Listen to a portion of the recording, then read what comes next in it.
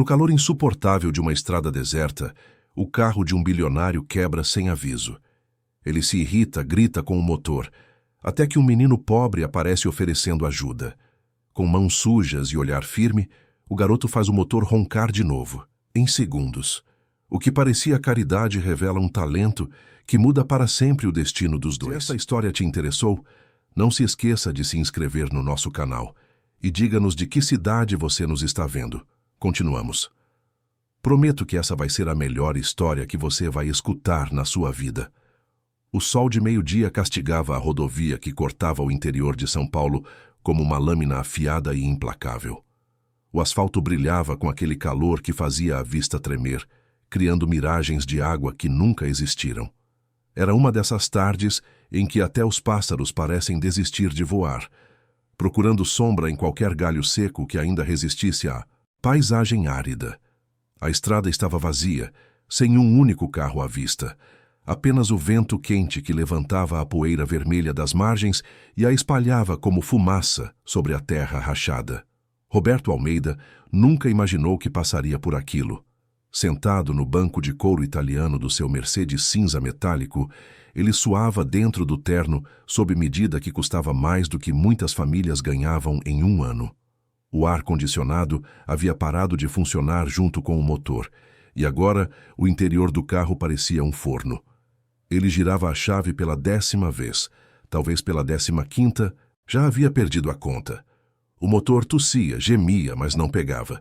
Apenas aquele som frustrante de uma máquina cara que se recusava a obedecer.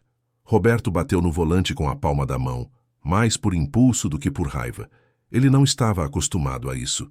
Não estava acostumado a não ter controle. Na empresa bastava uma palavra sua para que centenas de pessoas se movessem. Nos restaurantes, bastava entrar para que os garçons corressem. No mundo dele, tudo funcionava porque ele tinha poder para fazer funcionar.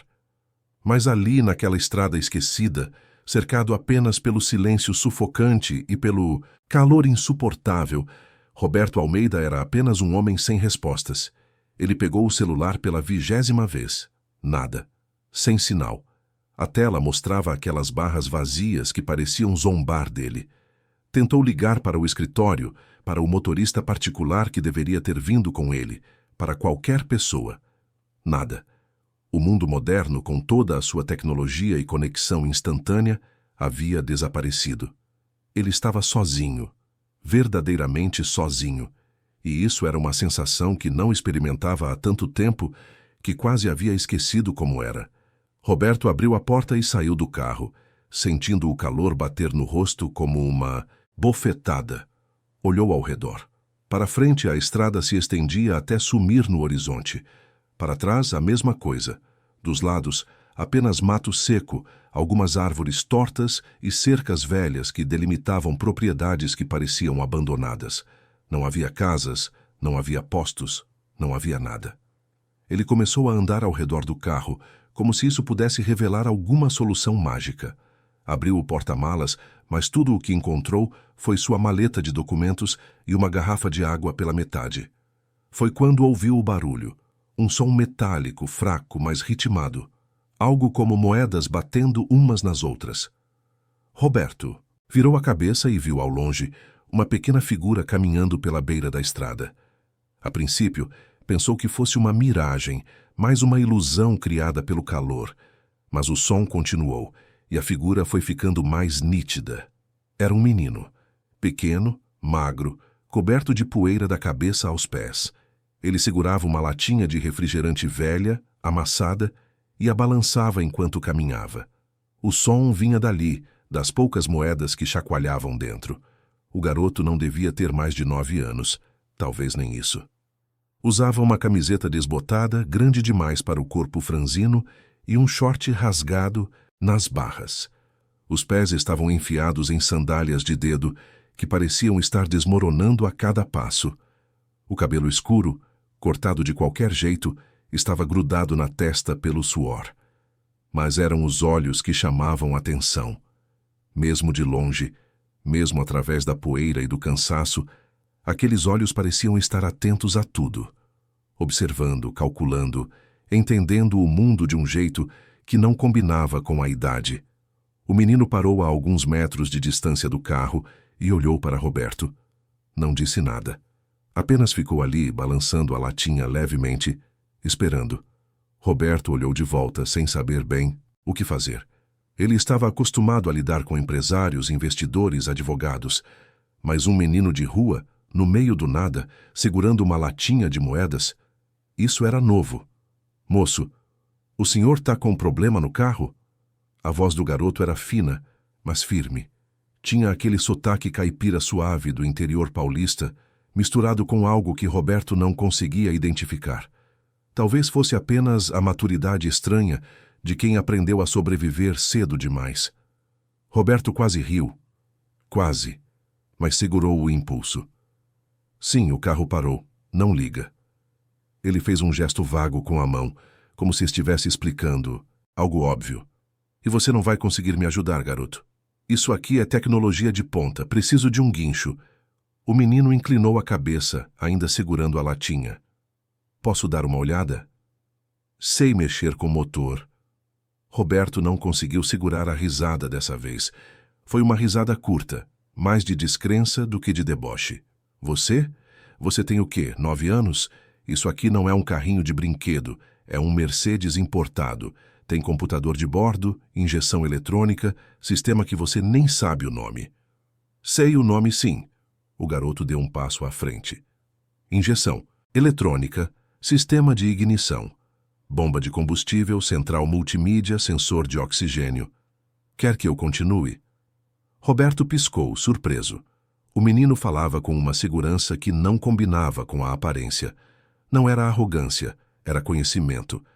Era a voz de alguém que sabia exatamente do que estava falando, mesmo que o mundo ao redor insistisse em não acreditar. Tá bom. Roberto cruzou os braços, ainda cético. Se você sabe tanto assim, me diz o que está errado. O menino se aproximou do carro e parou diante do capô. Posso abrir? Roberto fez um gesto de permissão, mais por curiosidade do que por esperança. O garoto puxou a alavanca interna que Roberto havia esquecido e o capô se abriu com um clique suave. O menino se aproximou, ficou na ponta dos pés e começou a olhar o motor com a atenção de um cirurgião examinando um paciente. Ele não tocou em nada a princípio, apenas observou. Os olhos dele percorriam cada cabo, cada conexão, cada peça, como se estivesse lendo um mapa que só ele conseguia decifrar. Roberto ficou parado ao lado, observando. Havia algo quase hipnótico na maneira como o garoto trabalhava. Ele não tinha pressa, não tinha hesitação. Cada movimento parecia calculado. Cada olhar parecia entender algo que Roberto, com todo o seu dinheiro e poder, não conseguia ver. Depois de alguns segundos, o menino apontou. Tá vendo aqui, moço? Esse cabo aqui tá meio frouxo. E essa válvula aqui, ó, tá um pouco suja. O calor deve ter feito ela travar. Se eu limpar isso e reconectar direito, deve voltar. Roberto ficou em silêncio. Parte dele ainda não acreditava. Mas outra parte, uma parte pequena e esquecida que ainda lembrava de quando ele mesmo era jovem e tinha que lutar por tudo, aquela parte queria acreditar. Pode tentar. O Roberto disse, a voz mais suave agora.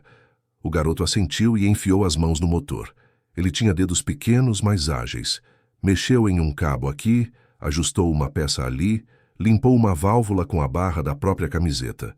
Roberto viu quando ele reconectou algo perto da bateria, apertou uma conexão que estava frouxa e deu um toque final em uma peça que parecia não ter importância alguma.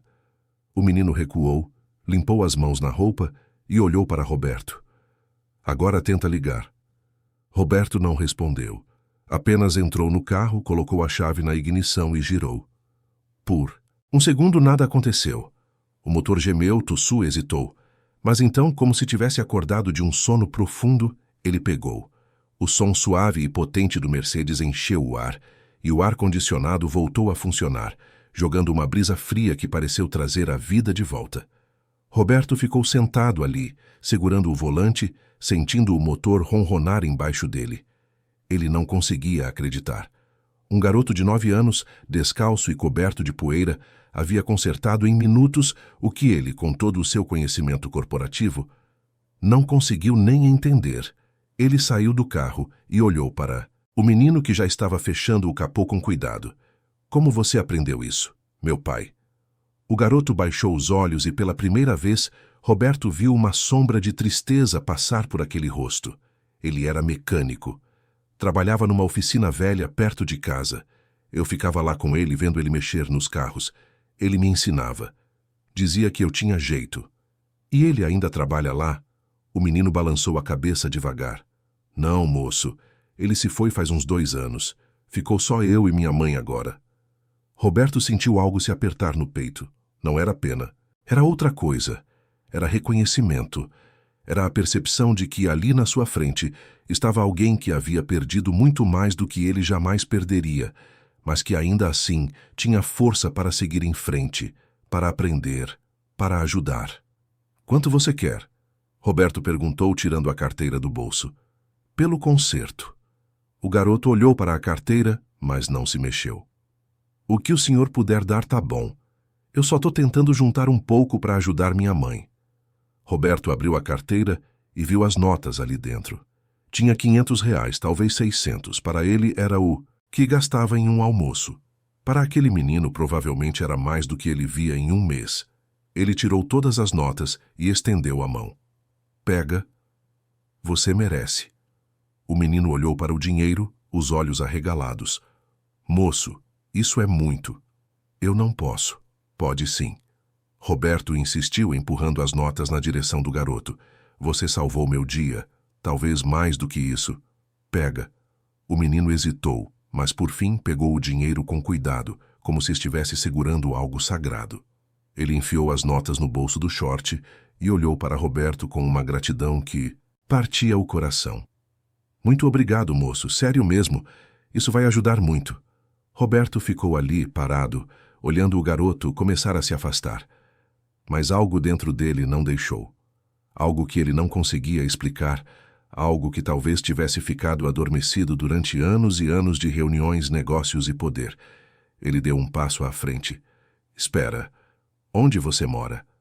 O menino parou e se virou. Ali perto, moço, num bairro ali do outro lado da cidade. Por quê? Roberto não sabia bem por que estava perguntando, mas sabia que precisava saber. Quero conhecer sua mãe. Quero ver onde você mora. O garoto franziu a testa, desconfiado pela primeira vez. Por que, moço? O senhor é da assistência?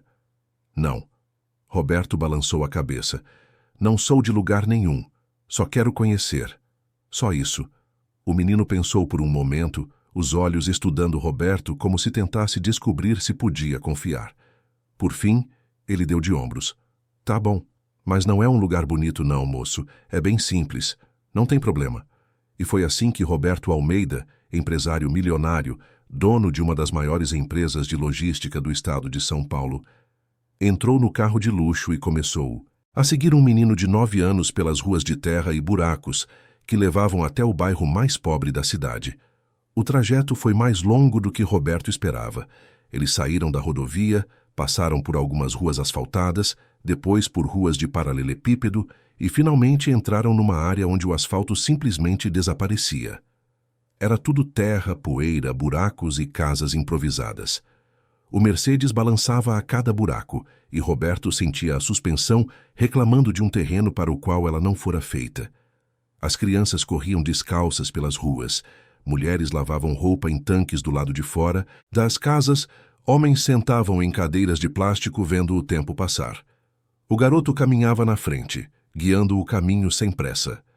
Ele cumprimentava alguns vizinhos, desviava de galinhas que ciscavam soltas, pulava poças de água suja que se formavam nos buracos. Roberto seguia devagar, observando tudo com uma mistura de choque e fascínio. Ele sabia que lugares assim existiam. Claro que sabia, mas saber e ver são coisas diferentes. Saber e estar ali, sentindo o cheiro, ouvindo os sons, vendo as vidas que se desenrolavam ali, era outra experiência completamente diferente. Finalmente, o menino parou diante de um barraco. Não era uma casa. Era um amontoado de madeira velha, papelão reforçado e lona azul esticada que servia de teto. As paredes eram tortas. Os pregos apareciam pelos cantos, e a porta era uma tábua fina pendurada por dobradiças enferrujadas. Não tinha janelas de verdade, apenas buracos cobertos com plástico grosso que deixava passar uma luz opaca e triste. "É aqui, moço", o garoto falou, a voz mais baixa agora, quase envergonhada. Roberto saiu do carro e ficou parado ali, olhando. Ele não sabia o que dizer, não sabia o que sentir. Parte dele queria voltar para o carro, ir, embora esquecer que aquilo existia. Mas outra parte, aquela mesma parte que o fez seguir o menino até ali, o fez dar um passo à frente. A porta se abriu antes que eles pudessem bater, e uma mulher apareceu. Ela devia ter uns 30 e poucos anos, mas parecia mais velha. O rosto era magro, marcado por rugas que vinham mais do cansaço do que da idade. Os cabelos escuros estavam presos num rabo de cavalo simples, e ela usava um vestido gasto que já devia ter sido colorido um dia, mas agora era só um desbotado indefinido. As mãos eram calejadas, cheias de pequenos cortes e cicatrizes. Eram mãos que trabalhavam demais. "Lucas, você demorou hoje", a mulher disse, a voz cansada, mas cheia de carinho. Eu estava ficando preocupada. Ela parou ao ver Roberto. "E quem é ele?" "Mãe, esse moço aqui, o carro dele quebrou na estrada. Eu consertei e ele me pagou." Lucas tirou o dinheiro do bolso e mostrou para ela. "Olha quanto ele me deu." A mulher olhou para o dinheiro, depois para Roberto, depois de volta para o filho. Os olhos dela ficaram úmidos por um segundo, mas ela piscou rápido e segurou as lágrimas. "Lucas, isso é muito dinheiro."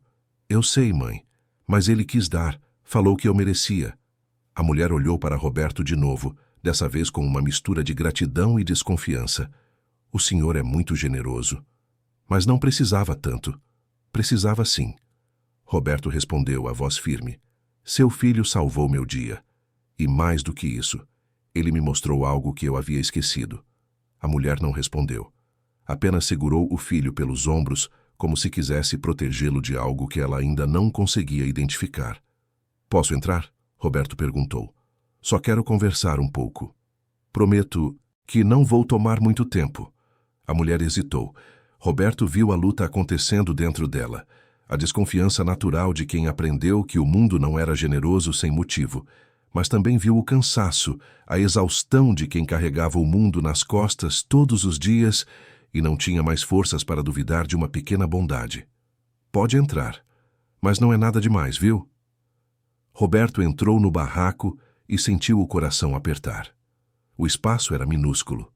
Um único cômodo que servia de quarto, sala e cozinha ao mesmo tempo. Tinha um colchão velho no canto, coberto, com lençóis remendados, uma mesinha de plástico com 2 cadeiras quebradas, um fogareiro de uma boca apoiado em cima de uns tijolos, algumas panelas velhas penduradas em pregos na parede, roupas estendidas em um varal improvisado que cruzava o teto. Era tudo o que eles tinham. E era quase nada. Roberto sentou em uma das cadeiras quando a mulher ofereceu. Lucas ficou em pé ao lado da mãe, ainda segurando a latinha de moedas como se fosse um tesouro. "Meu nome é Roberto.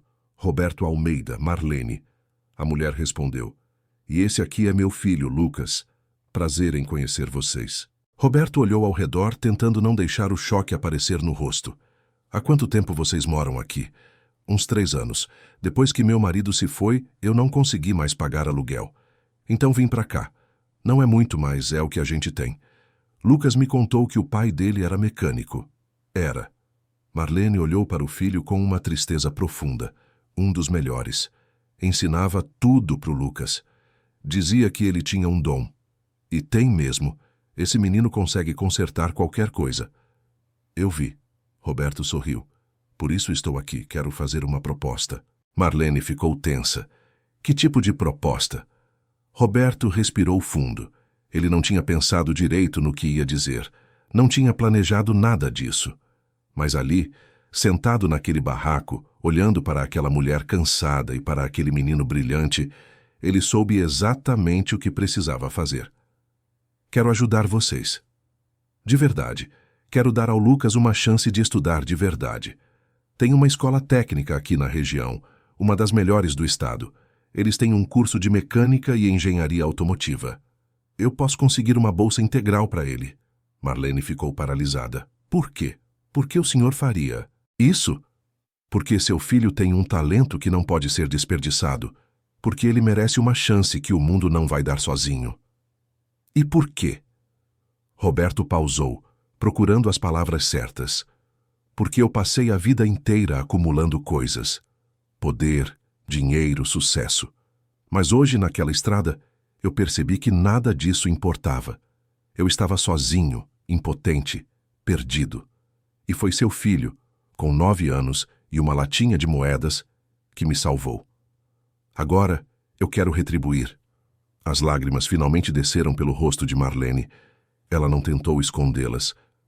Senhor Roberto, eu não sei o que dizer. Não precisa dizer nada.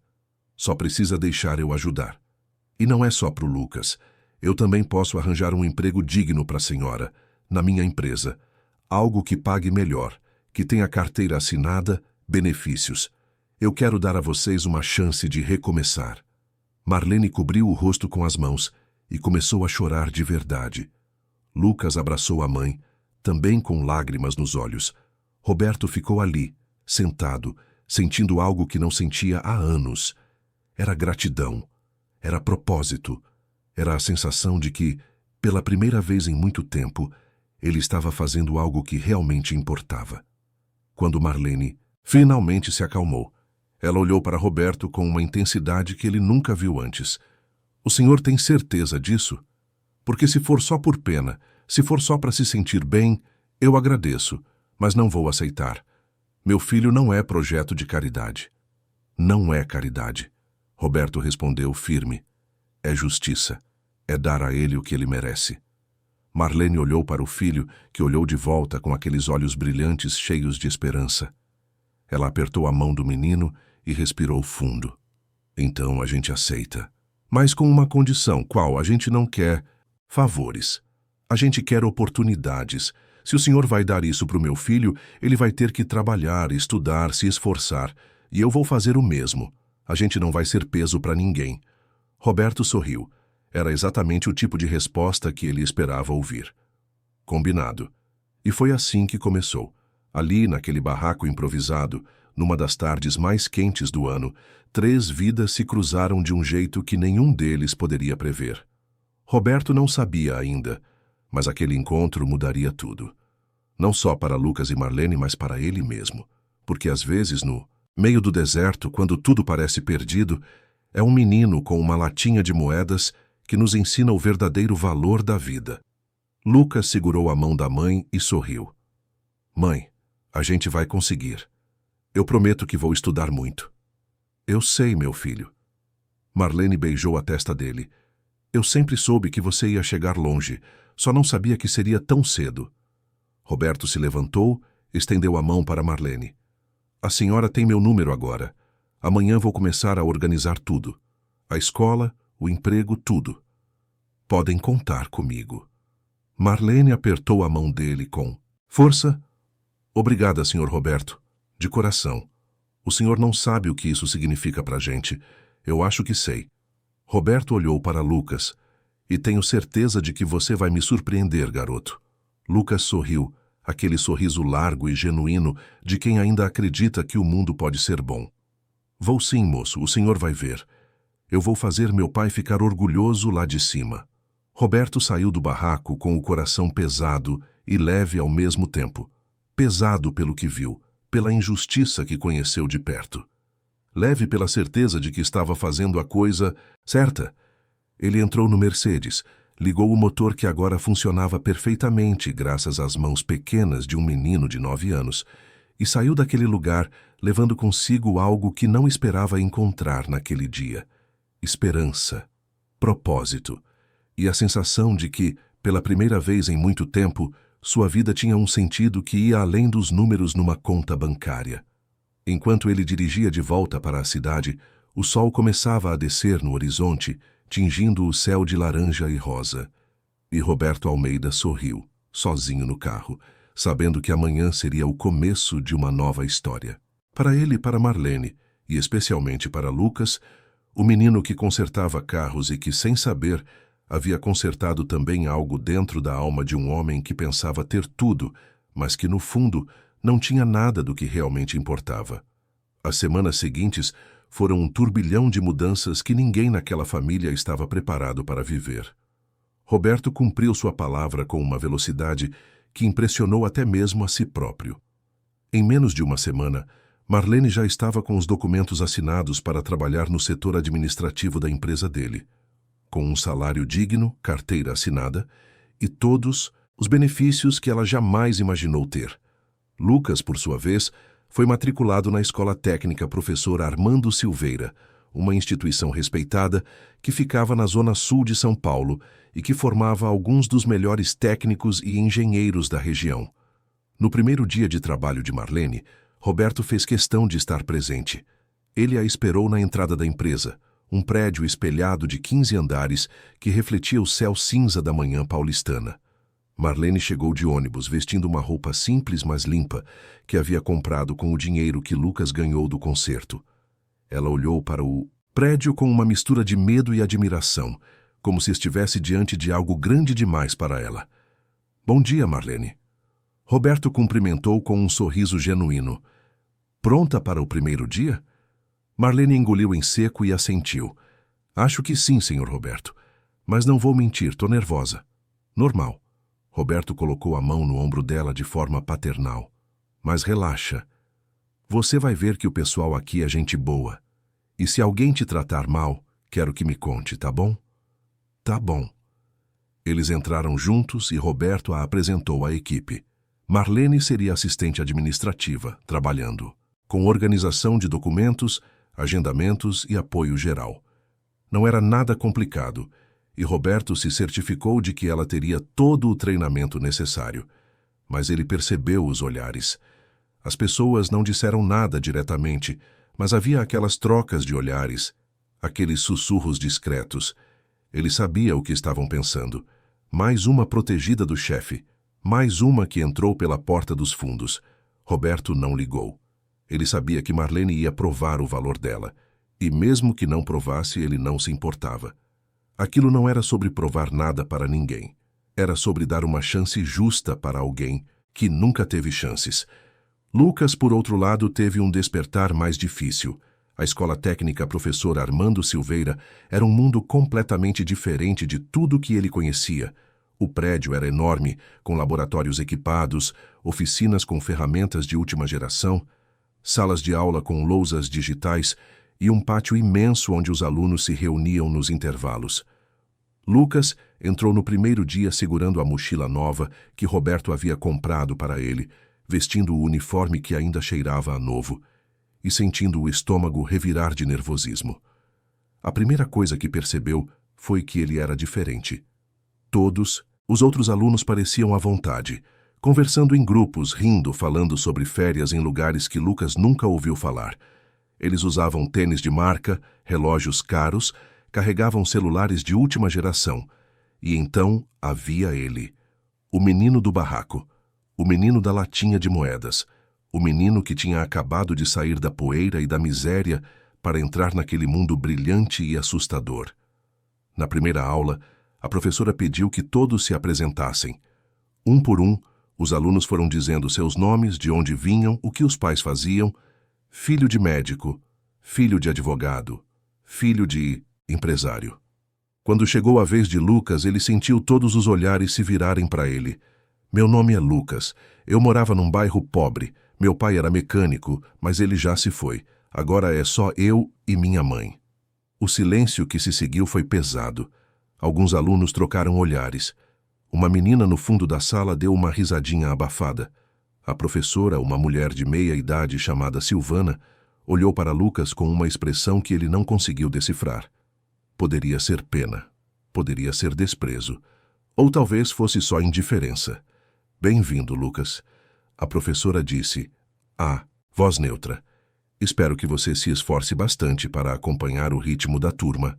E assim começou. Desde o primeiro dia, Lucas sentiu que estava sendo julgado. Não por ser burro ou incompetente, mas por ser pobre. Por vir de um lugar que ninguém ali conhecia. por não falar da mesma forma, por não ter as mesmas referências, por não pertencer àquele mundo. No intervalo do primeiro dia, Lucas sentou sozinho numa mesa do refeitório.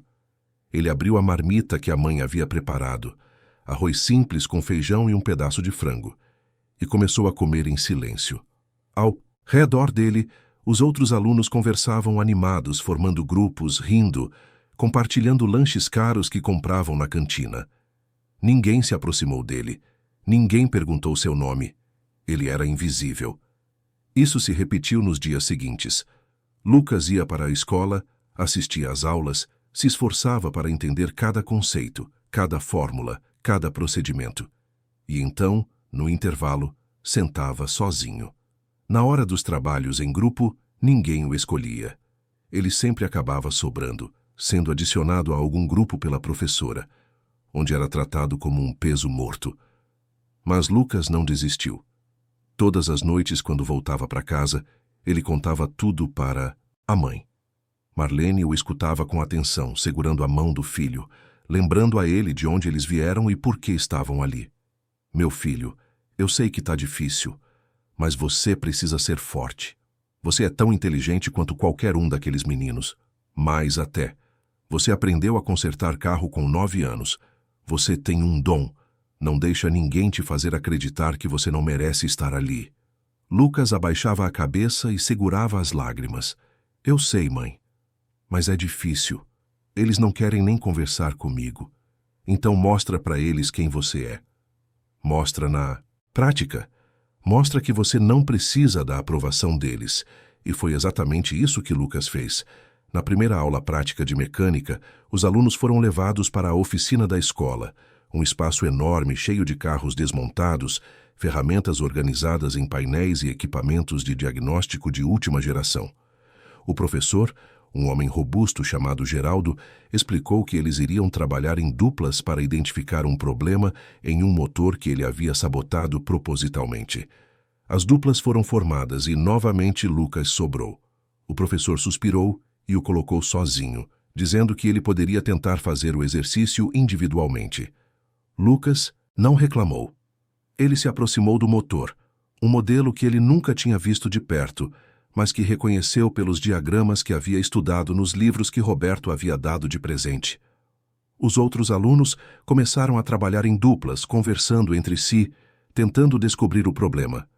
Lucas, sozinho, ficou parado por alguns segundos apenas observando. Ele olhou para os cabos, para as conexões, para as válvulas, e então viu. Era sutil, quase imperceptível, mas estava ali. Uma conexão frouxa no sistema de ignição, combinada com um filtro de ar levemente obstruído. Ele não disse nada.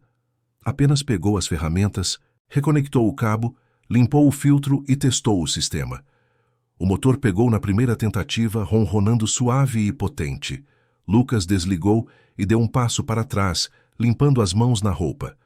O professor Geraldo estava do outro lado da oficina, ajudando uma dupla que estava travada. Quando ouviu o motor de Lucas funcionar, ele virou a cabeça, surpreso. Os outros alunos também pararam para olhar. Lucas estava ali, sozinho, com o motor funcionando perfeitamente, enquanto todos os outros ainda estavam tentando descobrir o que estava errado. Geraldo se aproximou, incrédulo. Você já terminou? Sim, professor, Lucas respondeu. Ah, voz calma. Era o cabo de ignição e o filtro de ar. O professor olhou para o motor, testou ele mesmo e confirmou que estava tudo certo. Ele olhou para Lucas com uma expressão nova, uma mistura de respeito e surpresa. Como você fez isso tão rápido? Eu só olhei e vi o que estava errado. Meu pai me ensinou a ver os sinais. O silêncio na oficina era ensurdecedor. Todos os alunos estavam olhando para Lucas agora, não com desprezo ou indiferença, mas com algo diferente. Talvez fosse respeito, talvez fosse inveja, ou talvez fosse apenas a percepção de que aquele garoto que eles haviam ignorado era, na verdade, muito mais capaz do que qualquer um deles. Geraldo bateu no ombro de Lucas. Muito bem, garoto. Muito bem mesmo.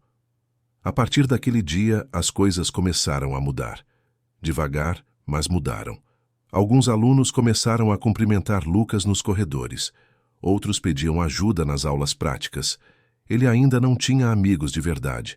Ainda era tratado como diferente, mas pelo menos agora era respeitado. Ele havia provado seu valor da única forma que importava naquele lugar, com conhecimento e habilidade. Mas nem tudo era fácil. A professora Silvana, que dava aulas teóricas de engenharia automotiva, ainda parecia ter algo contra Lucas. Ela nunca o elogiava, mesmo quando ele acertava todas as questões das provas. Ela sempre encontrava algo para criticar, alguma vírgula fora do lugar, alguma explicação que poderia ter sido mais completa. Era como se ela estivesse determinada a provar que Lucas não merecia estar ali. Em uma das aulas, ela estava explicando sobre sistemas de injeção eletrônica quando cometeu um erro. Disse que a bomba de combustível era controlada diretamente pelo acelerador, o que não era verdade. Lucas percebeu o erro na hora. Ele hesitou, sem saber se deveria falar ou não, mas então lembrou das palavras da mãe. Mostra para eles quem você é. Ele levantou a mão. Professora, com licença, mas acho que tem um erro aí. A professora Silvana parou de escrever e se virou, os olhos frios. Como assim, Lucas? A bomba de combustível não é controlada diretamente pelo acelerador. Ela é controlada pela central eletrônica do carro, que regula a pressão de acordo com vários sensores. O acelerador só dá o comando para a central, mas não controla a bomba direto. O silêncio na sala foi absoluto.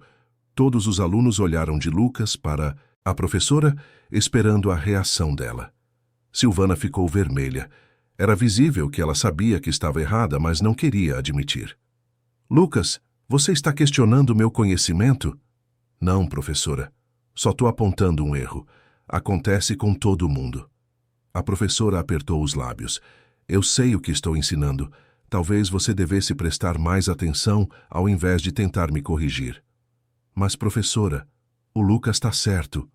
Um aluno no fundo da sala falou, mostrando o celular. Eu acabei de pesquisar aqui. A bomba é controlada pela injeção eletrônica, não pelo acelerador. Silvana ficou ainda mais vermelha. Ela olhou para a turma, para Lucas, e então suspirou. Está bem, talvez eu tenha me confundido. Vamos continuar.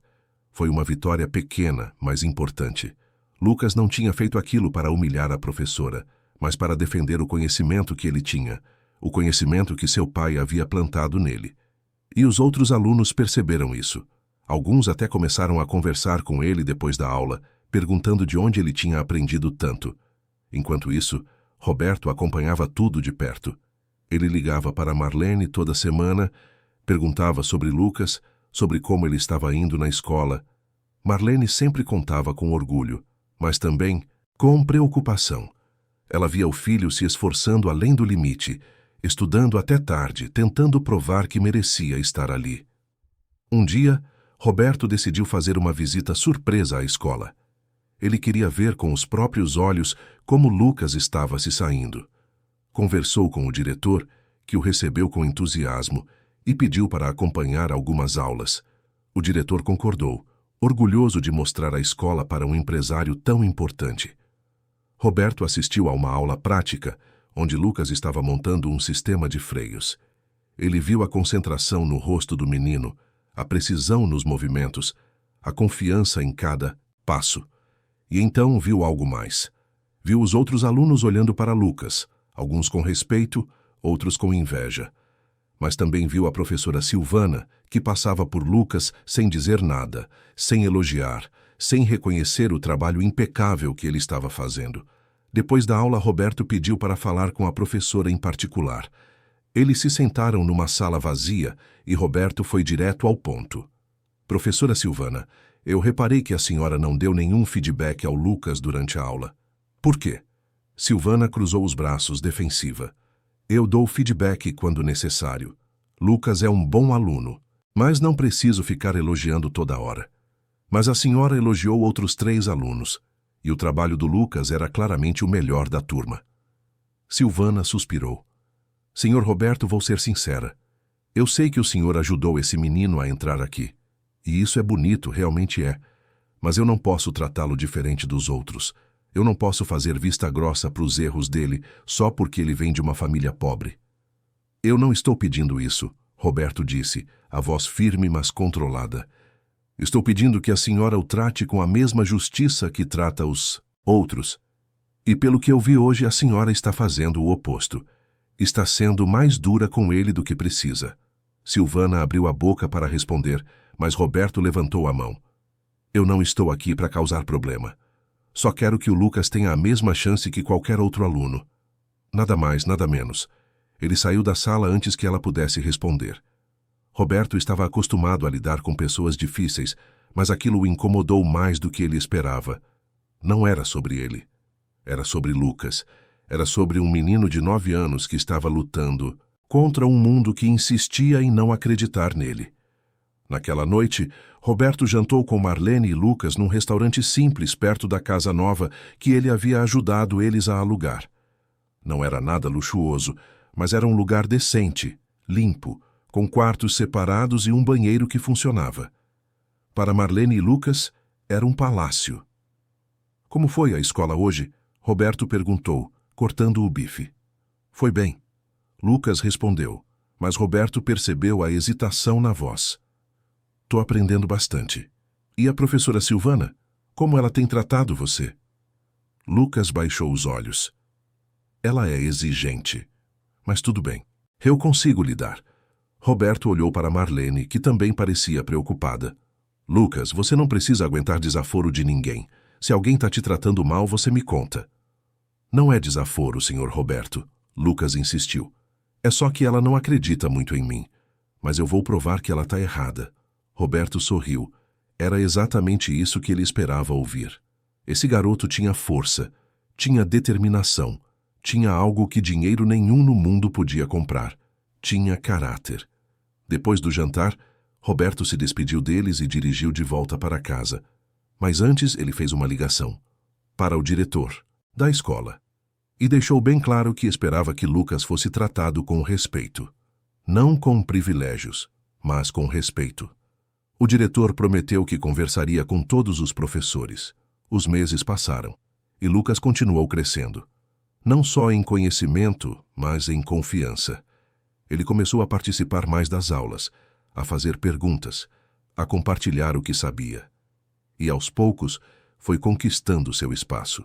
Não era mais o garoto invisível. Era o garoto que sabia mais de motores do que metade da turma. Era o garoto que consertou um Mercedes na estrada com 9 anos de idade. Marlene também. Estava florescendo. O trabalho na empresa de Roberto era desafiador, mas ela estava se saindo bem. Ela aprendeu rápido, se dedicou e logo estava sendo elogiada pelos colegas. Roberto a promoveu 2 vezes em 6 meses, reconhecendo o valor dela. E Marlene, pela primeira vez em anos, sentiu que tinha um futuro, que não estava apenas sobrevivendo, mas vivendo. Uma noite, Roberto recebeu um telefonema de Lucas. A voz do menino estava animada, quase gritando de alegria. Senhor Roberto, o senhor precisa vir aqui na escola amanhã. Tem uma coisa que eu quero mostrar para o senhor. O que é, Lucas? É surpresa. Mas o senhor vai gostar, eu prometo. Roberto sorriu. Tá bom, garoto, eu vou estar aí. No dia seguinte, Roberto chegou na escola e foi recebido por Lucas, que estava radiante. Eles foram até a oficina, onde havia um motor velho desmontado sobre uma bancada.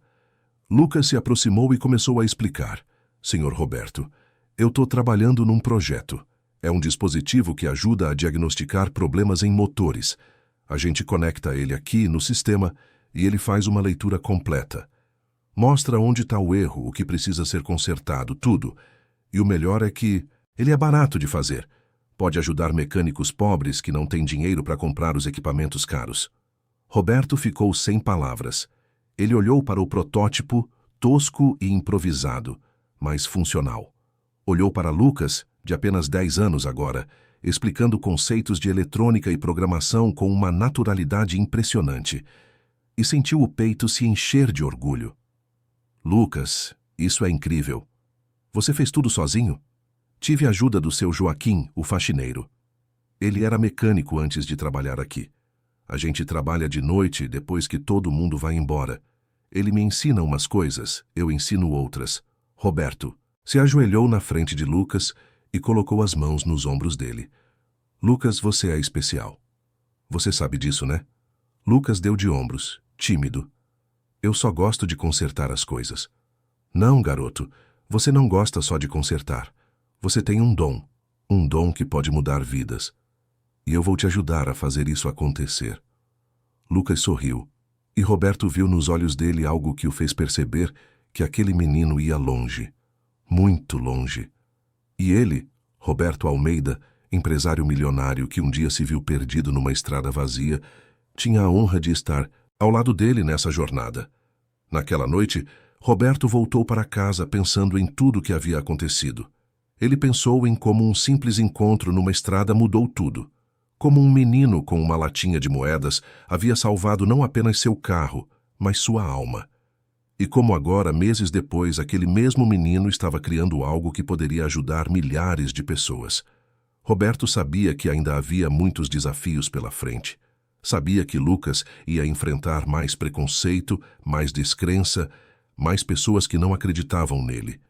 Mas ele também sabia que Lucas era forte, era resiliente, e tinha algo que poucos tinham.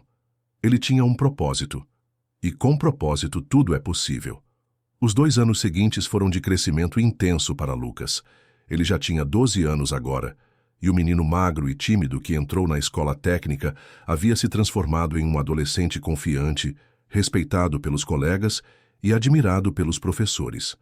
Todos, menos a professora Silvana, que continuava com sua resistência silenciosa, embora agora fosse mais cuidadosa depois da conversa que o diretor teve com ela. O protótipo que Lucas havia mostrado a Roberto 2 anos atrás havia evoluído drasticamente. Com a ajuda de seu Joaquim, o faxineiro, que se tornou seu mentor secreto, e com os recursos que Roberto fornecia discretamente, Lucas tinha em mãos um dispositivo funcional, compacto e surpreendentemente eficiente. Ele o chamou de diagnóstico popular, um nome simples que refletia exatamente sua intenção. Era um equipamento de diagnóstico automotivo que custaria menos de 1/10 do preço dos modelos importados, tornando-o acessível para pequenas oficinas e mecânicos autônomos. Roberto havia ficado tão impressionado com o projeto que decidiu fazer algo ousado. Ele inscreveu Lucas na Feira Nacional de Inovação Tecnológica Jovem, um evento prestigiado que reunia os melhores estudantes de todo o país. A competição era acirrada, com centenas de projetos inscritos, mas Roberto acreditava que Lucas tinha chances reais de se destacar. Quando Lucas soube da inscrição, ele ficou dividido entre o entusiasmo e o medo. A feira seria em Brasília, dali a 6 meses. Ele teria que apresentar seu projeto diante de jurados especializados, investidores e representantes de grandes empresas. Era uma oportunidade única, mas também assustadora. Senhor Roberto, eu não sei se estou pronto para isso. Lucas confessou numa das suas conversas semanais com o padrinho. Ele havia começado a chamar Roberto assim depois que o empresário, emocionado, pediu formalmente para ser padrinho do garoto. A mãe de Lucas havia aceitado com lágrimas nos olhos, e desde então Roberto era oficialmente parte da família. Você está pronto, sim, Roberto respondeu, firme. Lucas, você criou algo incrível, algo que pode mudar a vida de milhares de mecânicos pelo Brasil. Você não pode ter medo de mostrar isso para o mundo. Mas e se eu errar? E se o dispositivo não funcionar na hora? E se os jurados não acreditarem em mim? Roberto colocou a mão no ombro do garoto. Se você errar, aprende e tenta de novo. Se o dispositivo falhar, você conserta. E se não acreditarem em você, você prova que eles estão errados. É assim que funciona, Lucas. A vida não é sobre não ter medo, é sobre ter medo e fazer mesmo assim. Lucas olhou para Roberto e viu naqueles olhos a mesma determinação que o havia feito parar na estrada 3 anos atrás. Ele assentiu, respirou fundo e tomou uma decisão. Ele ia competir e ia dar o melhor de si. Mas nem tudo seria fácil. A notícia de que Lucas estava desenvolvendo um projeto inovador se espalhou pela escola. E com ela veio a atenção. Atenção boa, mas também atenção ruim. Foi nessa época que surgiu Tiago Mendes. Tiago era filho de Augusto Mendes, um dos diretores da empresa de Roberto. Era um garoto de 13 anos, alto, atlético, com o cabelo sempre perfeitamente penteado e roupas de marca. Ele era inteligente, não havia dúvidas disso, mas também era arrogante. Estava acostumado a ser o melhor da turma, o mais popular, o que todos queriam imitar. Até Lucas aparecer. No início, Tiago simplesmente ignorou Lucas. Ele era de uma turma diferente, mais avançada, e não tinha motivos para interagir com um garoto 2 anos mais novo. Mas quando ouviu que Lucas seria o representante da escola na Feira Nacional, algo dentro dele se acendeu. Não era possível. Ele, Tiago Mendes, filho de um diretor, estudante exemplar, tinha sido preterido em favor de um garoto pobre que tinha entrado na escola por caridade. Tiago começou a fazer perguntas. Descobriu que Roberto era padrinho de Lucas. Descobriu que Roberto fornecia recursos para o projeto. E então começou a espalhar rumores. Que Lucas só estava ali por favorecimento. Que o projeto não era realmente dele, mas de engenheiros contratados por Roberto. Que tudo era uma encenação para melhorar a imagem da empresa. Os rumores chegaram aos ouvidos de Lucas numa tarde, quando ele estava trabalhando no laboratório. Um colega, com pena, contou o que Tiago estava dizendo. Lucas ficou paralisado, não de medo, mas de raiva. Uma raiva que ele não sabia que tinha dentro de si. Ele havia trabalhado duro demais, sacrificado demais, para que alguém viesse questionar seu esforço. Lucas procurou Tiago no pátio da escola. O garoto mais velho estava cercado de amigos, rindo de alguma piada interna. Lucas se aproximou, o coração batendo forte, mas a voz firme. Tiago, eu ouvi o que você está falando sobre mim. Tiago se virou surpreso. Depois sorriu, desdenhoso. Ah, é? E o que eu estou falando? Que meu projeto não é meu, que eu só estou aqui porque o Roberto me ajuda.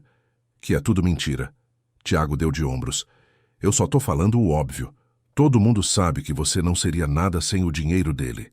Lucas deu um passo à frente. Você não sabe nada sobre mim. Você não sabe o que eu passei para chegar aqui. Você nasceu com tudo. Nunca teve que lutar por nada.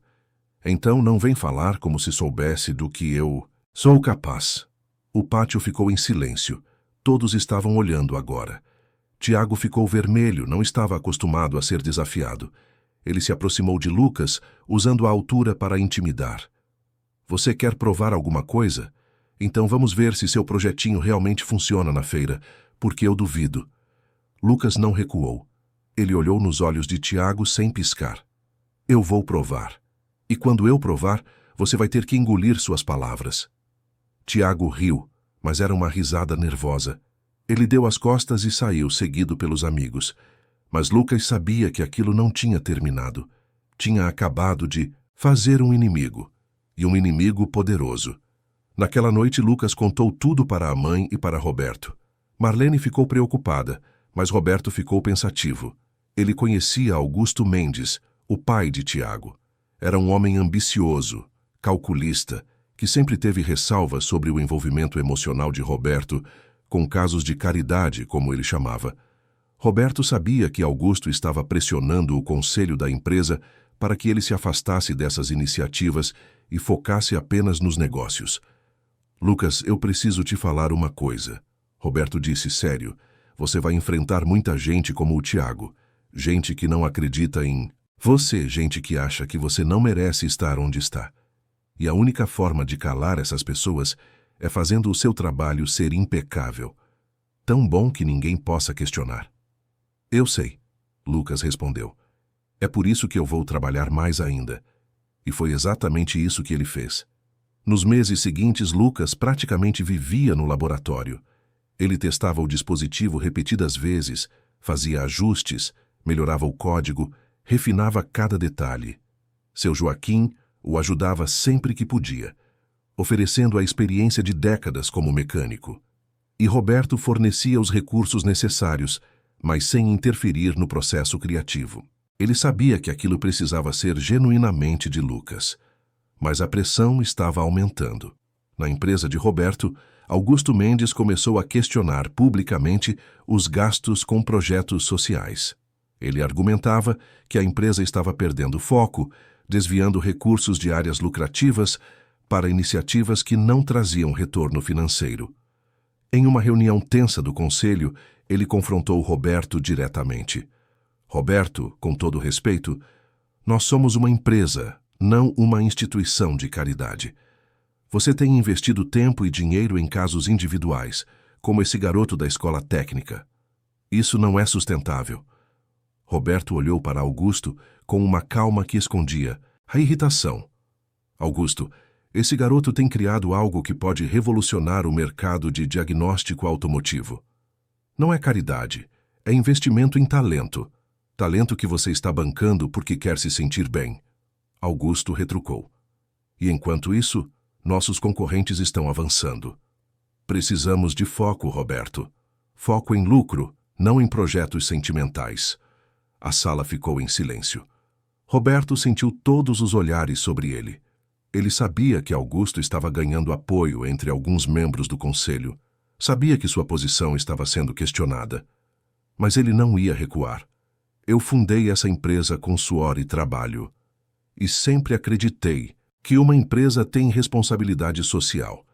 Se vocês acham que ajudar jovens talentosos é perda de tempo, então talvez vocês estejam na empresa errada.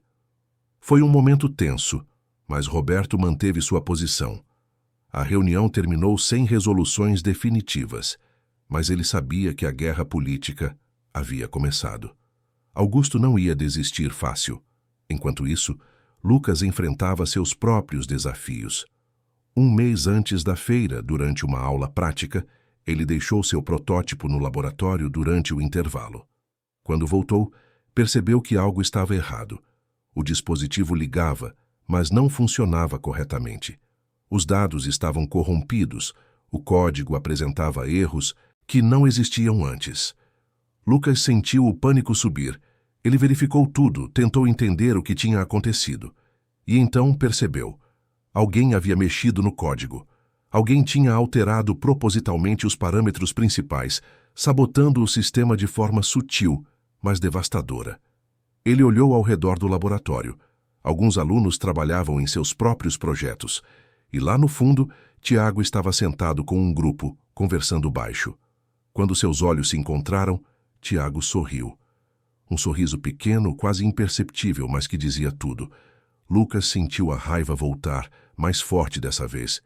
Ele queria confrontar Tiago, queria gritar, queria justiça, mas então lembrou das palavras de Roberto. A única forma de calar essas pessoas é fazendo o seu trabalho ser impecável. Ele não disse nada, apenas voltou para sua bancada, abriu o código e começou a trabalhar. Passou horas revisando linha por linha, identificando cada alteração maliciosa, corrigindo cada erro. Foi um trabalho exaustivo, minucioso, frustrante. Mas Lucas não desistiu. E quando terminou, o dispositivo funcionava melhor do que antes. Naquela noite, ele contou para Roberto o que havia acontecido. O empresário ficou furioso. Queria ir até a escola confrontar Tiago, falar com o diretor. Mas Lucas o impediu. Não, padrinho. Se o senhor fizer isso, vão dizer que eu não consigo resolver meus próprios problemas, que eu preciso que o senhor lute minhas batalhas. Eu vou provar meu valor na feira. Isso vai ser suficiente.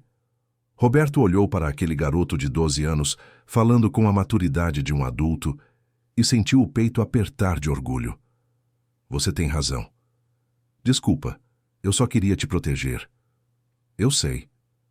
Lucas sorriu. Mas eu não preciso de proteção. Eu preciso de oportunidade. E o senhor já me deu isso. As semanas finais antes da feira foram intensas. Lucas praticamente não dormia testando e retestando o dispositivo em diferentes tipos de motores, garantindo que tudo funcionaria perfeitamente. Marlene o apoiava como podia, preparando comida, garantindo que ele descansasse pelo menos algumas horas, lembrando-o de que ela acreditava nele. Mas a pressão estava cobrando seu preço. Lucas começou a ter crises de ansiedade. Acordava no meio da noite suando frio, com o coração disparado, pensando em tudo que poderia dar errado. Em uma dessas noites, ele teve um colapso. Rasgou todos os desenhos técnicos que vinha desenvolvendo.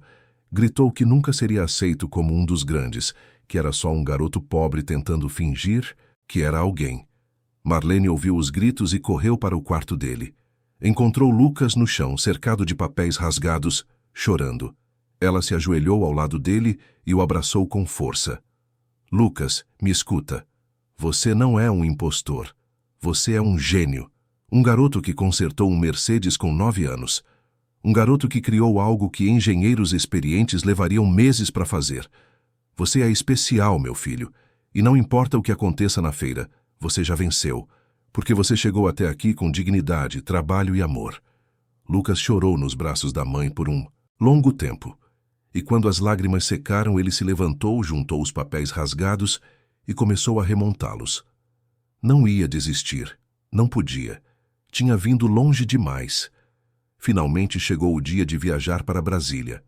Roberto alugou um carro confortável e dirigiu pessoalmente. Marlene pediu folga no trabalho e foi junto. Os três seguiram pela estrada. Lucas no banco de trás com o dispositivo protegido numa caixa acolchoada ao seu lado. Durante a viagem, Roberto olhou pelo retrovisor e viu Lucas tenso segurando a caixa como se fosse a coisa mais preciosa do mundo. Nervoso? Muito, Lucas admitiu. E se eu esquecer o que tenho que falar? E se os jurados me fizeram perguntas que eu não sei responder? Marlene se virou no banco da frente. Meu filho, você sabe tudo sobre esse projeto, mais do que qualquer pessoa no mundo. E se você não souber alguma resposta, você admite com honestidade. Não tem vergonha nenhuma em dizer que não sabe. A vergonha é mentir ou fingir. Roberto concordou. E lembra, Lucas, você não está competindo só para ganhar um prêmio. Você está competindo para mostrar para o mundo que existe talento em lugares que ninguém espera. Você está representando todos. Os garotos pobres que nunca tiveram chance. Isso é maior do que qualquer troféu. Lucas assentiu, sentindo a responsabilidade daquelas palavras. Não era só sobre ele. Era sobre mostrar que talento não tem classe social, não tem endereço, não tem privilégio. Talento é talento. E merece ser reconhecido onde quer que esteja. Quando chegaram em Brasília, a cidade monumental os recebeu com seu céu azul imenso e sua arquitetura imponente. A feira seria realizada no centro de convenções, um prédio enorme, onde centenas de projetos estariam sendo apresentados simultaneamente. Lucas viu estudantes de todo o país montando suas apresentações, cada um trazendo ideias inovadoras em áreas que iam de robótica à sustentabilidade, de biotecnologia à inteligência artificial.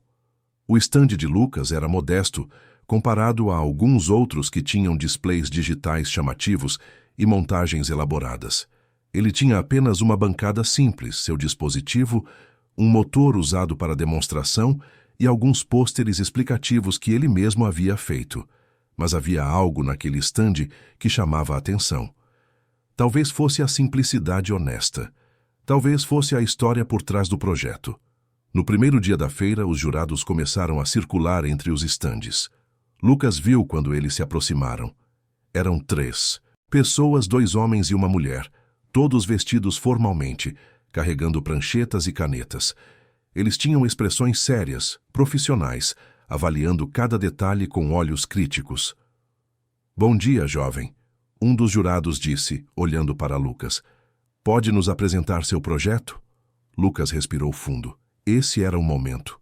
Tudo pelo que ele tinha trabalhado nos últimos 3 anos estava prestes a ser testado. Bom dia. Meu nome é Lucas Silva. Tenho 12 anos e estudo na Escola Técnica Professor Armando Silveira, em São Paulo. Meu projeto é o Diagnóstico Popular, um dispositivo de diagnóstico automotivo acessível. Ele começou a explicar o funcionamento, conectando o dispositivo ao motor de demonstração. Falou sobre os sensores, sobre o algoritmo de identificação de falhas, sobre a interface simples que qualquer mecânico poderia usar, mesmo sem formação técnica avançada. E então, ativou o sistema. O dispositivo ligou, fez uma varredura rápida do motor e, em menos de 10 segundos, identificou um problema que Lucas havia criado propositalmente. Um cabo frouxo no sistema de ignição. A tela pequena mostrou exatamente onde estava o problema e como corrigi-lo. Os jurados se entreolharam impressionados. A mulher se aproximou. E quanto custaria para produzir cada unidade desse dispositivo? Com produção em escala, cerca de R$ 200, Lucas respondeu. Isso é menos de 10% do preço dos equipamentos importados. Minha ideia é vender por um preço simbólico para oficinas de baixa renda, fazendo um trabalho social ao mesmo tempo. E você desenvolveu isso sozinho? Um dos homens perguntou, cético. Tive a ajuda de um mentor, um mecânico experiente. E meu padrinho forneceu os recursos para comprar as peças. Mas o design, o código, a ideia, tudo foi meu. Lucas falou com firmeza, olhando direto nos olhos do jurado. Houve um momento de silêncio. Os 3 jurados olharam entre si, depois de volta para Lucas. Fizeram mais algumas perguntas técnicas, testaram o dispositivo de novo, examinaram os diagramas. E então se afastaram, fazendo anotações nas pranchetas. Lucas ficou ali, tremendo levemente, tentando decifrar as expressões deles. Tinha ido bem? Tinha falhado? Ele não sabia. Apenas sabia que havia dado o melhor de si. Marlene e Roberto, que estavam assistindo de longe para não interferir, se aproximaram assim que os jurados saíram. Você foi incrível, meu filho, Marlene disse, abraçando-o. Tão seguro, tão inteligente. Eles pareceram impressionados. Roberto acrescentou. Acho que você tem grandes chances, Lucas. O resto do dia foi uma mistura de esperança e nervosismo. Lucas viu outros projetos, alguns realmente impressionantes, e começou a duvidar de suas chances. Havia uma garota de 15 anos que havia desenvolvido um sistema de purificação de água usando energia solar. Havia um garoto de 16 que criou um braço robótico controlado por impulsos cerebrais. Como ele poderia competir com isso? Mas então algo aconteceu. As pessoas começaram a parar no seu estande. Não só os jurados, mas outros visitantes, professores, até alguns empresários que estavam circulando pela feira. Eles faziam perguntas, testavam o dispositivo e sempre tinham a mesma reação de surpresa e admiração. E quando descobriam que Lucas tinha apenas 12 anos e vinha de uma família humilde, a admiração se transformava em algo mais: respeito, reconhecimento, esperança. No final do segundo dia, um homem de terno caro se aproximou do estande. Ele se apresentou como representante de uma grande montadora de veículos. Estou impressionado com seu projeto, jovem. Quanto você quer pela patente? Lucas ficou sem palavras. Não entendi, senhor. Estou oferecendo para comprar sua invenção. Podemos fazer um bom negócio. 200 mil, talvez 300, o que acha? Roberto, que estava por perto, se aproximou rapidamente. Desculpe, mas esse projeto não está à venda. O homem olhou para Roberto, reconhecendo-o. Senhor Almeida, não sabia que estava envolvido nisso. Sou padrinho do Lucas. E esse projeto é dele, não meu. A decisão é dele. O homem voltou sua atenção para Lucas. Então, o que me diz? Lucas olhou para o homem, depois para Roberto, depois para a mãe. E então ele soube exatamente o que dizer. Obrigado pela oferta, senhor. Mas eu não quero vender. Eu quero que esse dispositivo chegue nas mãos de quem realmente precisa. Os mecânicos pobres, as oficinas pequenas. Se eu vender a patente, isso vai virar só mais um produto caro. E não é isso que eu quero. O homem franziu a testa. Você está recusando uma fortuna por idealismo? Não, senhor. Lucas respondeu, firme. Eu estou recusando uma fortuna porque eu sei de onde eu vim. E eu não vou esquecer. O homem balançou a cabeça, incrédulo, e se afastou. Mas Lucas não se arrependeu, nem por um segundo. Naquela noite, no hotel, os 3 jantaram juntos. Marlene não parava de falar sobre o orgulho que sentia. Roberto estava mais quieto, pensativo. Em algum momento ele olhou para Lucas e falou: Lucas, você sabe que ao recusar aquela oferta, você pode ter perdido uma oportunidade única, né? Eu sei, Lucas respondeu. Mas algumas coisas são mais importantes do que dinheiro. Roberto sorriu. Essa é a resposta que eu esperava ouvir. E é por isso que eu tenho tanto orgulho de ser seu padrinho. No último dia da feira, chegou o momento do anúncio dos vencedores. Todos os competidores se reuniram no auditório principal. Lucas estava sentado entre a mãe e Roberto. o coração batendo tão forte que ele achava que todos podiam ouvir. Anunciaram o terceiro lugar. Não era Lucas. Anunciaram o segundo lugar. Também não. E então chegou o momento do primeiro lugar. E o vencedor da categoria Tecnologia e Inovação é Lucas Silva, da Escola Técnica Professor Armando Silveira, com o projeto Diagnóstico Popular. Lucas ficou paralisado. Não conseguia acreditar. Marlene gritou de alegria, abraçando o filho. Roberto tinha lágrimas nos olhos, sorrindo. E Lucas, ainda em choque, se levantou e caminhou até o palco sob uma onda de aplausos. Ele recebeu o troféu, uma placa e um certificado de registro de patente gratuito. Mas mais importante do que qualquer prêmio, era o que aquilo representava. Era a prova de que ele havia chegado. Que seu talento era real. Que ninguém, nem Tiago, nem os professores céticos, nem o mundo inteiro, poderia negar o valor dele. No microfone, com a voz tremendo mas firme, Lucas falou: "Eu quero agradecer minha mãe, que sempre acreditou em mim, meu padrinho, que me deu a chance que eu precisava, e meu pai, que me ensinou tudo o que sei. Esse prêmio não é só meu. É de todos que lutam todos os dias para provar que são capazes. Obrigado." Os aplausos foram ensurdecedores, e naquele momento, sob as luzes do palco, segurando aquele troféu, Lucas soube que tinha cumprido sua promessa. Tinha provado seu valor. E era apenas o começo. A volta de Brasília foi diferente da ida. Se antes havia tensão e nervosismo, agora havia celebração e esperança. O troféu estava seguro no colo de Lucas, brilhando sob a luz do sol que entrava pelas janelas do carro. Marlene não parava de olhar para o filho, com aquele sorriso que misturava orgulho e emoção. Roberto dirigia em silêncio, mas era um silêncio confortável, daqueles que dizem mais do que palavras poderiam expressar. Durante a viagem, o celular de Roberto não parou de tocar. Eram ligações de jornalistas querendo entrevistar Lucas, empresas interessadas em parcerias, até o próprio diretor da escola técnica parabenizando o garoto. A notícia de que um menino de 12 anos havia vencido a Feira Nacional estava se espalhando rapidamente pelas redes sociais e pela mídia especializada. Mas nem todas as ligações eram positivas. Augusto Mendes, o diretor da empresa e pai de Tiago, ligou pessoalmente para Roberto. A conversa foi tensa. Augusto começou com parabéns formais, mas logo revelou suas verdadeiras intenções. Ele queria que Roberto usasse sua influência sobre Lucas para que o garoto vendesse a patente para uma empresa parceira, argumentando que seria o melhor negócio para todos os envolvidos. Augusto, pela última vez, o projeto é do Lucas.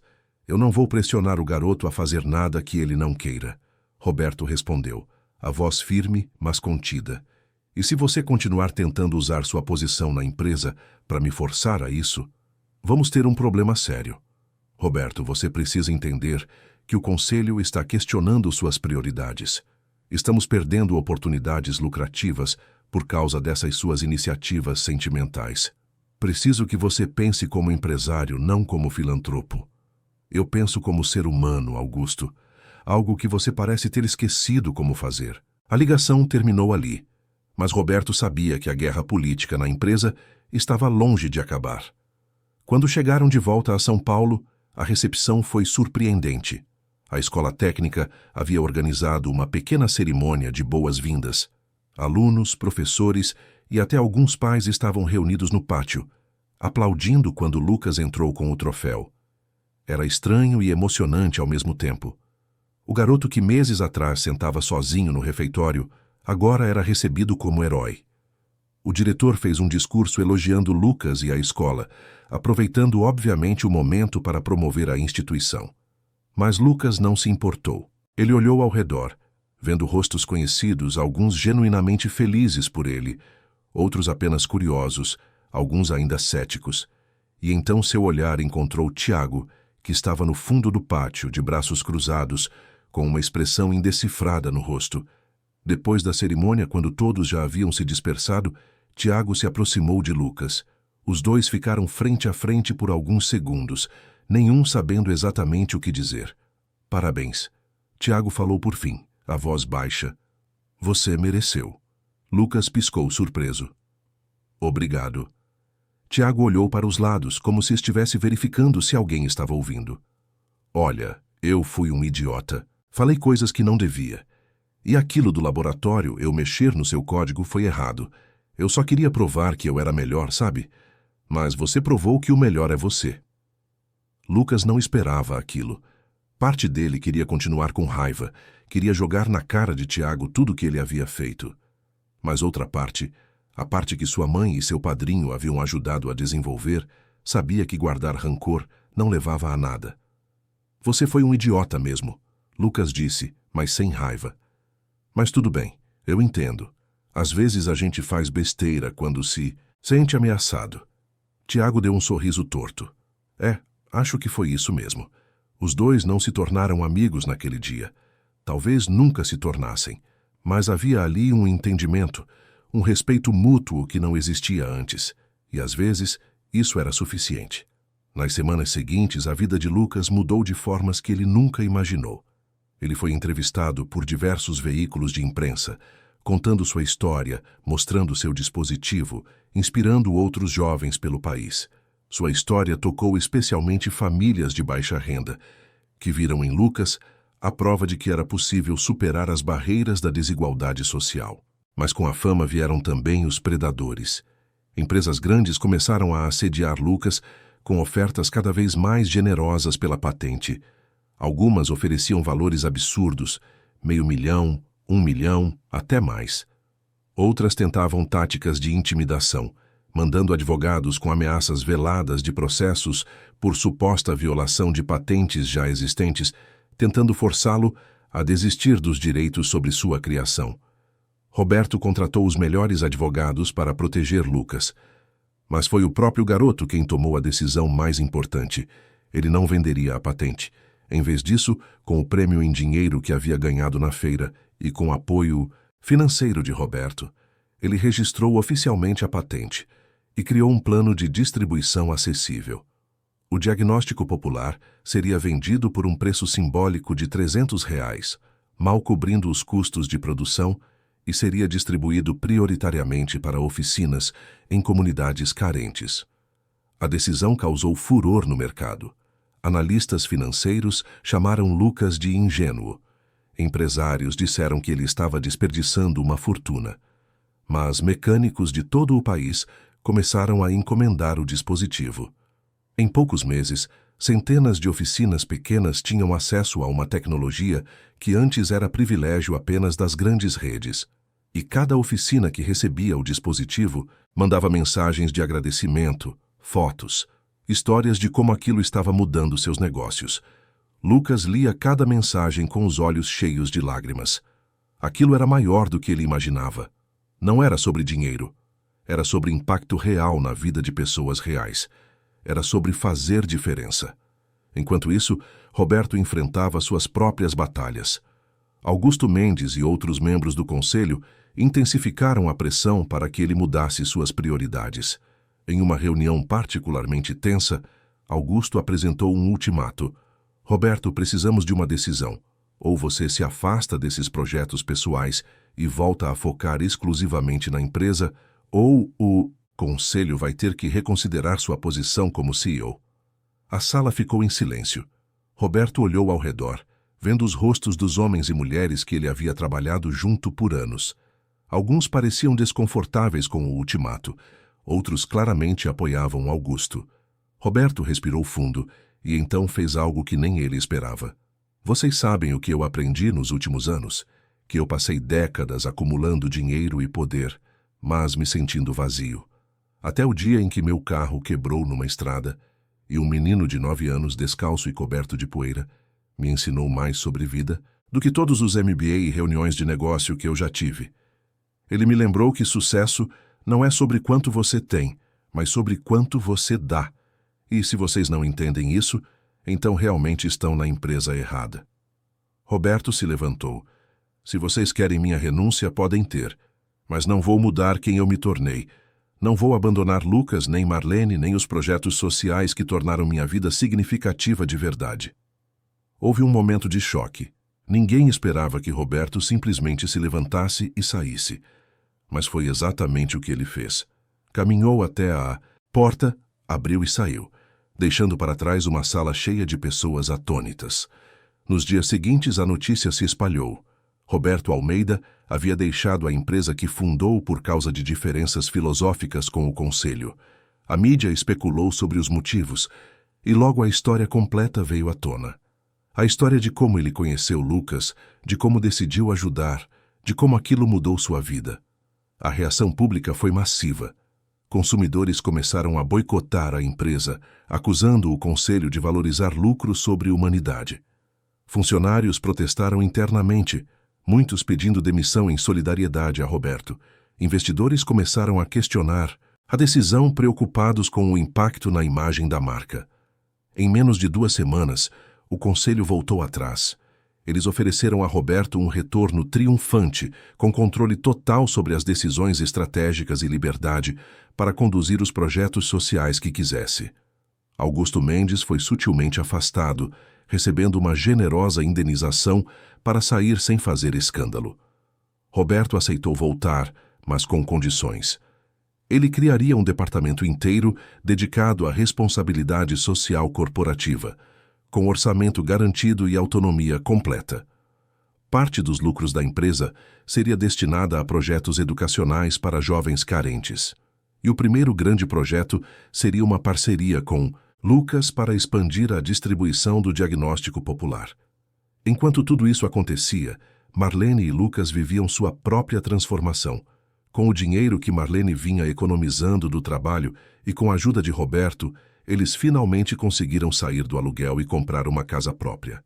Não era uma mansão, mas era um lar de verdade. 3 quartos, sala espaçosa, cozinha completa, banheiro grande e até um pequeno quintal. Para quem vinha de um barraco de madeira e lona, aquilo era um palácio. Lucas escolheu o menor dos quartos para ele e no outro transformou em uma oficina particular. Ali, ele podia trabalhar em novos projetos, testar ideias, criar. Roberto ajudou a equipar o espaço com ferramentas profissionais, mas sempre deixando claro que aquilo era o espaço de Lucas, não um presente com segundas intenções. No dia da mudança, Marlene ficou parada na porta da casa nova, olhando para dentro, incapaz de acreditar. Ela lembrou de quantas noites havia chorado sozinha no barraco, se perguntando como ia conseguir dar uma vida digna para o filho. Lembrou do medo, da exaustão, da sensação de estar sozinha contra o mundo. E agora ali estava ela, proprietária de uma casa, com um emprego estável, vendo o filho brilhar. Roberto chegou trazendo algumas caixas e encontrou Marlene com lágrimas nos olhos. "Tá tudo bem?" Marlene limpou o rosto e sorriu. "Tá tudo mais do que bem, Roberto. Eu só tô lembrando de como tudo começou, de como eu tinha perdido a esperança, e de como você apareceu e mudou tudo." Roberto balançou a cabeça. "Não fui eu. Foi o Lucas. Aquele menino de 9 anos que consertou meu carro salvou mais do que um motor naquele dia. Ele salvou minha alma." Os dois se abraçaram, um abraço de gratidão mútua, de reconhecimento de que aquela era uma história que havia mudado todos eles. Mas Lucas não parou por aí. Agora, com 14 anos, mais maduro e confiante, ele teve uma ideia que surpreendeu até Roberto. Ele queria criar um projeto social que oferecesse bolsas de estudo em mecânica para crianças carentes. Seria chamado de Talentos do Asfalto, em homenagem ao lugar onde ele conheceu Roberto. A ideia era identificar jovens com potencial em comunidades pobres, oferecer formação técnica completa, ferramentas, mentoria e até uma pequena ajuda de custo para que pudessem se dedicar aos estudos. O objetivo era replicar a chance que Lucas teve, mas em escala maior. Roberto amou a ideia e se comprometeu a financiar os 2 primeiros anos do projeto. Eles procuraram a escola técnica, que aceitou participar, oferecendo vagas e estrutura. Marlene, que havia sido promovida a coordenadora administrativa na empresa de Roberto, se ofereceu para gerenciar a parte burocrática do projeto. O primeiro beneficiado foi escolhido por Lucas pessoalmente. Era um menino de 8 anos chamado Pedrinho, que ele encontrou pedindo moedas em um sinal de trânsito, segurando uma latinha amassada. A semelhança com sua própria história fez Lucas sorrir. Era como se o ciclo estivesse se fechando. Roberto acompanhou. Lucas na visita à família de Pedrinho. A casa era parecida com o antigo barraco de Lucas, talvez até pior. A mãe, uma mulher jovem, mas com o rosto marcado pelo sofrimento, recebeu-os com desconfiança, mas também com esperança. Quando Lucas explicou a proposta, oferecendo uma bolsa completa, material escolar, alimentação e até suporte psicológico, a mulher não conseguiu segurar as lágrimas. "Por que vocês estão fazendo isso pela gente?" ela perguntou, a voz embargada. Lucas se ajoelhou na frente de Pedrinho, que o olhava com olhos arregalados. "Porque alguém fez isso por mim quando eu mais precisava. E agora é minha vez de passar isso para frente." Naquela noite de volta para casa, Lucas estava quieto no banco do carro. Roberto olhou pelo retrovisor. "No que está pensando?" "Em como tudo mudou, padrinho. Tem 4 anos eu era aquele menino, pedindo moedas, sem futuro, sem esperança. E agora eu estou ajudando outro menino a ter a chance que eu tive. É estranho." "Não é estranho," Roberto respondeu. "É o círculo virtuoso. É como a vida deveria funcionar. As pessoas que recebem ajuda deveriam ajudar os outros. E você está fazendo isso com uma idade que a maioria das pessoas ainda está pensando só em si mesma." Nos meses seguintes, o Talentos do Asfalto cresceu. Mais 10 crianças foram selecionadas, cada uma com sua história de luta e dificuldade. Lucas fazia questão de conhecer todas pessoalmente, de ouvir suas histórias, de oferecer não apenas apoio financeiro, mas também incentivo emocional. Ele se tornou um mentor, um exemplo vivo de que era possível vencer. A mídia continuava interessada na história de Lucas. Ele foi convidado para palestrar em escolas, universidades, até em eventos corporativos. Sempre que falava, ele começava contando sobre aquele dia na estrada. Sobre o carro quebrado, sobre a latinha de moedas, sobre o homem rico que decidiu fazer mais do que simplesmente pagar por um serviço. E em cada palestra, ele terminava dizendo a mesma coisa: "A gente não escolhe onde nasce, não escolhe se vai ter dinheiro ou se vai ser pobre, mas a gente escolhe como trata as outras pessoas. A gente escolhe se vai usar o que tem para ajudar ou para acumular. Meu padrinho escolheu ajudar. E essa escolha mudou minha vida. Agora cabe a cada um de nós fazer essas escolhas também."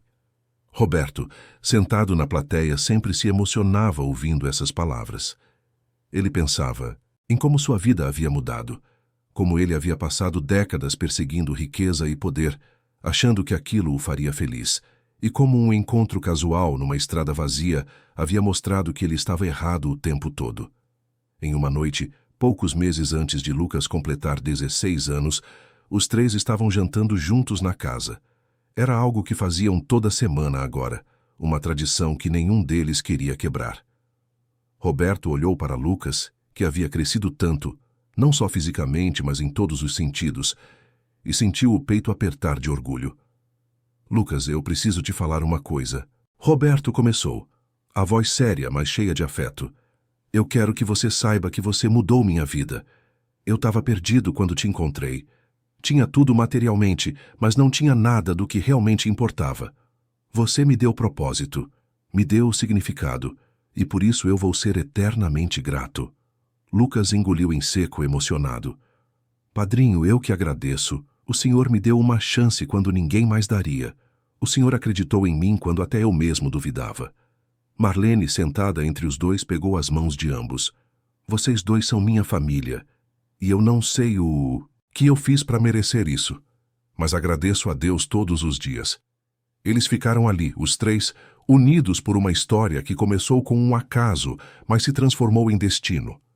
Uma história de superação, de generosidade e de amor. Os anos seguintes trouxeram mais conquistas.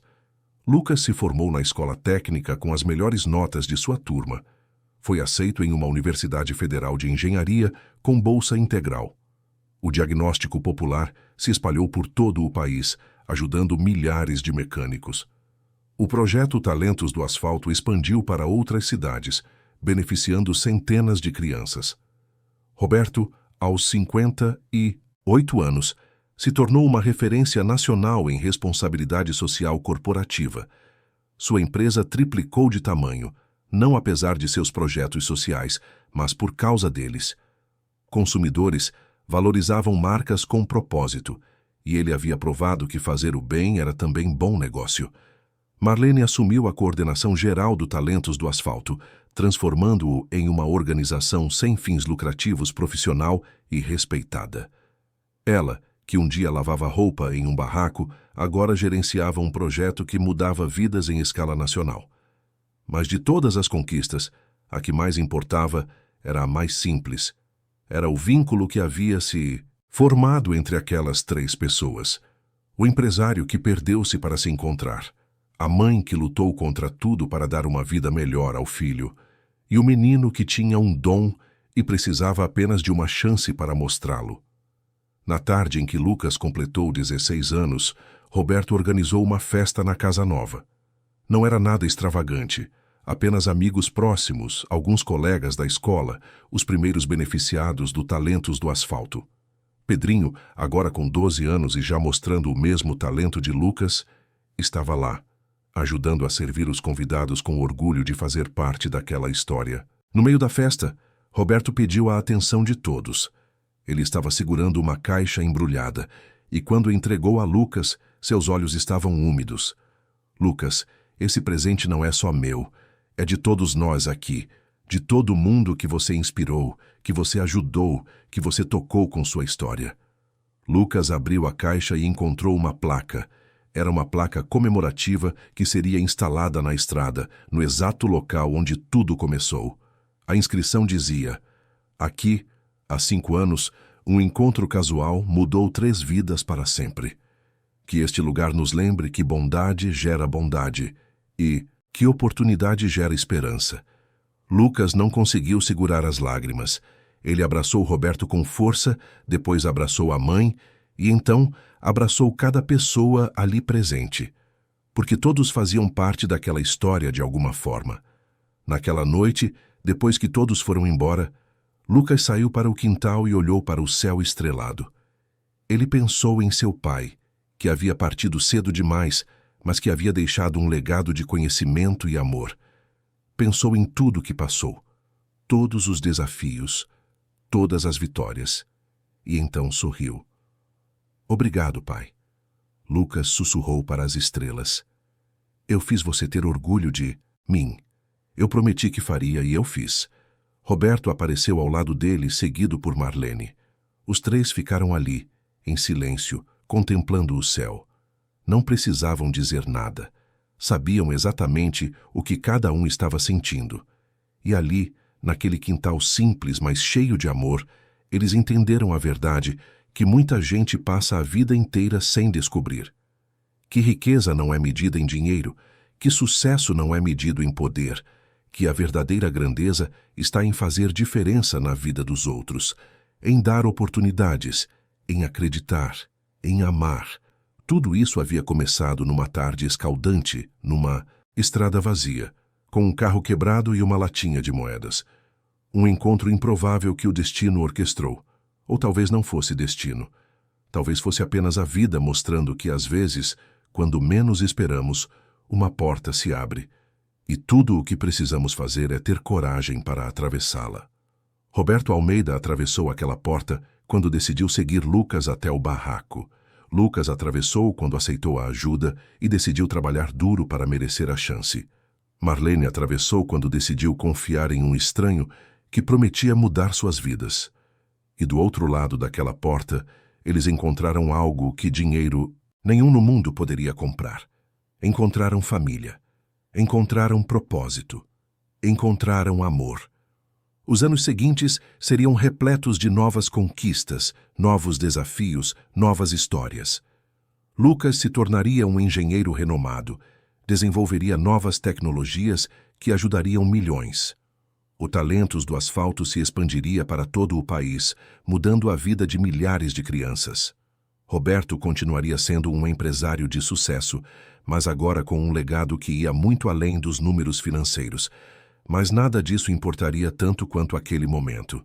Ali, no quintal, sob as estrelas, 3 pessoas que o destino uniu celebravam silenciosamente a jornada que haviam percorrido juntos.